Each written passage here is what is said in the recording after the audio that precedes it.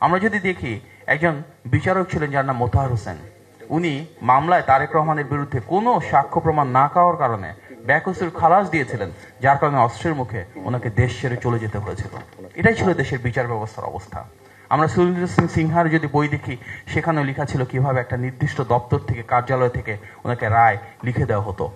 আপনারা নিশ্চয়ই শুনেছেন আব্দুল কাহার আকন নামের একজন তদন্ত কর্মকর্তা ছিল, যাকে অবসরের পরে ফেরত এনে তারেক রহমানের মামলা পরিচালনার জন্য তদন্ত কর্মকর্তা হিসেবে দেওয়া হয়েছিল, যিনি জোর করে কোনো কারণ ছাড়া, তথ্য উপাত্ত ছাড়া তারেক রহমানের নাম একটা মামলা ইনসার্ট করেন এবং পরবর্তীতে তার পুরস্কার হিসেবে আওয়ামী লীগ থেকে নির্বাচনও করেছিলেন। সামগ্রিকভাবে এটাই ছিল ওনার বিরুদ্ধে যে এলিগেশনগুলো, সেটার একটা evidence. So Tarique Rahman remains the only politician যাকে বারবার বাক স্বাধীনতা হরণ করা হয়েছে, মানবাধিকার লঙ্ঘন করা হয়েছে, ওনার পুরো পরিবারের উপর বারবার আঘাত নেমে এসেছে, কিন্তু তারপরও দেশের জন্য, গণতন্ত্রের জন্য ওনাদের কাজ অব্যাহত ছিল। উনি কিন্তু সবার আগে বাংলাদেশে বলেছিলেন কিভাবে শিক্ষা ব্যবস্থা, কৃষি ব্যবস্থাকে ঢেলে সাজাতে হবে। ধন্যবাদ। আসসালামু আলাইকুম।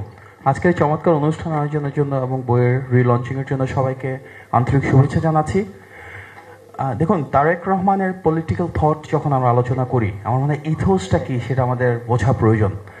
তারেক রহমানের রাজনীতির ধারা হচ্ছে empowerment of the grassroots people, অর্থাৎ তৃণমূলের ক্ষমতায়ন। সেই আমরা যদি দেখি, উনি যখন থেকে রাজনীতি শুরু করেছিলেন 1988 সাল থেকে আজকে প্রায় 3.5 দশকের বেশি সময় ধরে, ওনার রাজনীতির প্রায় পুরোটা সময়ই কিন্তু তৃণমূলের বিভিন্ন শ্রেণী পেশার মানুষের কাছে বারবার ছুটে যাওয়ার মাধ্যমে। যখন বিএনপি রাষ্ট্র ক্ষমতায় ছিল, তখনও তিনি সাধারণ মানুষের সাথে থেকেছেন, পাশে থেকেছেন। শ্রমিক, কিশোর, মজুম যারা রয়েছে একদম গ্রামীণ পর্যায়ে, তাদের কাছে বারবার ছুটে গিয়েছেন। সেটাই ওনার রাজনীতি। ঢাকা ভিত্তিক, নগর ভিত্তিক রাজনীতি কিন্তু তারেক রহমান কখনো করেন নাই। ওনার রাজনীতির গ্রোথটাও শুরু হয়েছে তৃণমূল থেকে। বগুড়া জেলার গাবতলী উপজেলার তৃণমূলের সাধারণ একজন বিএনপির সদস্য হিসেবে ওনার যে রাজনীতির পথ চলা, আজকে বহু বছর, বহু দশক পেরিয়ে তিনি আজকের এই জায়গায় এসেছেন। একবারের জন্য তিনি এমপি, মন্ত্রী বা রাষ্ট্র পরিচালনায় সম্পৃক্ত হন নাই। তিনি এমন একটা সময় দলের দায়িত্বে এসেছেন যখন দেশনেত্রী বেগম খালেদা জিয়া কারাগারে অন্তরীণ ছিলেন। তারপরেও তিনি দেশটাকে এমনভাবে ঐক্যবদ্ধ করেছেন, দলটাকে এমনভাবে ঐক্যবদ্ধ করেছেন, যার প্রতিফলন আমরা দেখেছি গত 16 বছরের ফ্যাসিবাদ বিরোধী আন্দোলনে। আমরা দেখেছি এক দফার যে চূড়ান্ত আন্দোলনের মাধ্যমে, গণ অভ্যুত্থানে সব শ্রেণী পেশার মানুষের অংশগ্রহণে ফ্যাসিবাদের পতন ঘটেছিল। সুতরাং জনাব তারেক রহমান ওনার রাজনীতিতে যখন দেশে ছিলেন, তখন যেমন বারবার তৃণমূলে সম্পৃক্ত হয়েছেন, বিদেশে থেকেও কিন্তু অনলাইন অ্যাক্টিভিটিসের মাধ্যমে বিএনপি এবং দেশের তৃণমূলে সম্পৃক্ত হয়েছিলেন।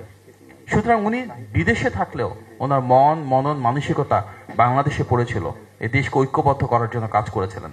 সেটা ফ্যাসিবাদী সরকার জানতো বলেই আইন আদালতকে ব্যবহার করে নজিরবিহীনভাবে ওনার বাক স্বাধীনতাকে হরণ করা হয়েছিল, ওনার বক্তব্য প্রচারকে বন্ধ করা হয়েছিল। কিন্তু সেটা সফলতা পায় নাই। যদি আমরা দেখি, এক দফা যেমন সবার আগে যেমন তারেক রহমান প্রণয়ন করেছিলেন, একইভাবে কিন্তু কোটা আন্দোলনের বিষয়েও সবার আগে সেই 2013 সালে, আজ থেকে প্রায় 12 বছর আগে উনি বলেছিলেন যে বাংলাদেশে কোনোভাবেই কোটা 5%-এর বেশি হওয়া উচিত না। গত 17 বছর ধরে, এবং তার চাইতে বড় এক্সটেনশন যদি আমরা দেখি, কেয়ারটেকার গভর্নমেন্টের 19 বছর ধরে যেন তারেক রহমানের বিরুদ্ধে অনেক ধরনের অপপ্রচার হয়েছে। কিন্তু বাস্তবতা হচ্ছে এই 19 বছরে একটা তথ্য, একটা প্রমাণও কেউ কোথাও উপস্থাপন করতে পারে নাই। ইট রিমেইনস ফলস অ্যালিগেশনস। আমরা যদি দেখি, একজন বিচারক ছিলেন যার নাম মোতাহার হোসেন। উনি মামলায় তারেক রহমানের বিরুদ্ধে কোনো সাক্ষ্য প্রমাণ না পাওয়ার কারণে বেকসুর খালাস দিয়েছিলেন, যার কারণে অস্ত্রের মুখে ওনাকে দেশ ছেড়ে চলে যেতে হয়েছিল। এটাই ছিল দেশের বিচার ব্যবস্থার অবস্থা। আমরা সুরেন্দ্র সিং সিনহার যদি বই দেখি, সেখানেও লেখা ছিল কিভাবে একটা নির্দিষ্ট দপ্তর থেকে, কার্যালয় থেকে ওনাকে রায় লিখে দেওয়া হতো। আপনারা নিশ্চয়ই শুনেছেন আব্দুল কাহার আকন নামের একজন তদন্ত কর্মকর্তা ছিল, যাকে অবসরের পরে ফেরত এনে তারেক রহমানের মামলা পরিচালনার জন্য তদন্ত কর্মকর্তা হিসেবে দেওয়া হয়েছিল, যিনি জোর করে কোনো কারণ ছাড়া, তথ্য উপাত্ত ছাড়া তারেক রহমানের নাম একটা মামলা ইনসার্ট করেন এবং পরবর্তীতে তার পুরস্কার হিসেবে আওয়ামী লীগ থেকে নির্বাচনও করেছিলেন। সামগ্রিকভাবে এটাই ছিল ওনার বিরুদ্ধে যে এলিগেশনগুলো, সেটার একটা evidence. So Tarique Rahman remains the only politician যাকে বারবার বাক স্বাধীনতা হরণ করা হয়েছে, মানবাধিকার লঙ্ঘন করা হয়েছে, ওনার পুরো পরিবারের উপর বারবার আঘাত নেমে এসেছে, কিন্তু তারপরও দেশের জন্য, গণতন্ত্রের জন্য ওনাদের কাজ অব্যাহত ছিল। উনি কিন্তু সবার আগে বাংলাদেশে বলেছিলেন কিভাবে শিক্ষা ব্যবস্থা, কৃষি ব্যবস্থাকে ঢেলে সাজাতে হবে। আমাদের শিক্ষা ব্যবস্থার জন্য কারিগরি শিক্ষা, তৃতীয় ভাষার উপর গুরুত্ব আরোপ করা, হেলথ কেয়ারের ক্ষেত্রে ইউনিভার্সাল হেলথ কেয়ার নিশ্চিত করা, দেশের বিপুল জনগোষ্ঠী এবং তরুণদের জন্য জব ক্রিয়েট করা, নারীর ক্ষমতার অংশ হিসাবে ফ্যামিলি কার্ড, কৃষকদের জন্য ফার্মার্স কার্ড, বাংলাদেশে আউটসোর্সিং এবং ফ্রিল্যান্সিং এর কাজ বাড়ানো, ইন্ডাস্ট্রি একাডেমিক কোলাবোরেশন, প্রতিটা ক্ষেত্রে আমরা দেখছি ওনার সুবিস্তৃত সুনির্দিষ্ট নীতিমালা রয়েছে।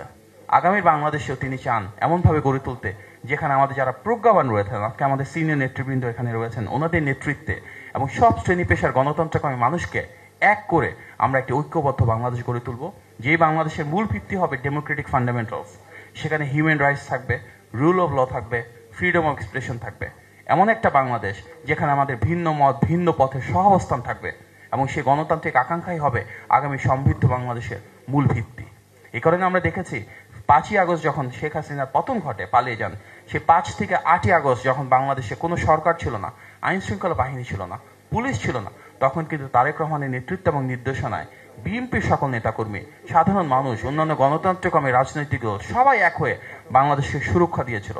সব শ্রেণী পেশার, সব ধর্মের মতের মানুষের ব্যক্তিগত আবাসন ব্যবস্থা, বিভিন্ন ধর্মীয় উপাসনালয়, প্রত্যেকটা আমরা কাঁধে কাঁধ মিলিয়ে পাহারা দিয়েছিলাম। সেই ঐক্যই আমাদের বাংলাদেশি জাতীয়তাবাদ, সেই ঐক্যই আগামী বাংলাদেশের পাথেয়। ইনশাআল্লাহ ভবিষ্যতে আমরা আমাদের সেই গণতান্ত্রিক মূল্যবোধকে ধারণ করে গণতান্ত্রিক বাংলাদেশে দেশের প্রতিটি মানুষের অধিকার এবং স্বাধীনতা নিশ্চিত করব। তারেক রহমানের নেতৃত্বে সুনিশ্চিত করব জনগণের ক্ষমতা জনগণের কাছে আবার ফেরত যায়। ধন্যবাদ। আসসালামু আলাইকুম।